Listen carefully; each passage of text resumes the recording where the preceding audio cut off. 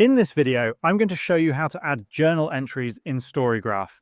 To begin, open the StoryGraph app on your device. Once you're on the home screen, you'll see a list of the books you're currently reading. Tap on the book for which you'd like to create a journal entry. When the Books page opens, look for the option that says Track Progress. Tap on that. A new screen will appear. Here, select the option labeled Add Note or Edit Date. You'll now be able to begin entering the details of your journal entry. First, choose the date of your entry.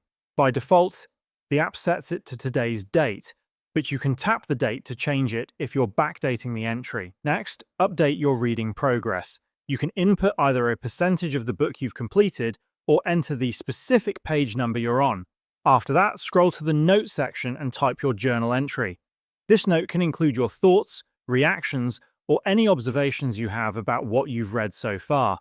Once you've filled everything in, tap Save Update at the bottom. Your journal entry will be saved and linked to your progress for that day. If you ever want to view the journal entries you've created for a specific book, go back to that book's page. Tap on the three dot with the book descriptions. From the drop-down menu, select View Journal Entries. You'll now see a list of all your past notes, complete with the dates and the percentage or page number that each entry corresponds to. This is a great way to track your reading experience over time and reflect on your thoughts as you move through a book. And that's how you can add and view journal entries in StoryGraph.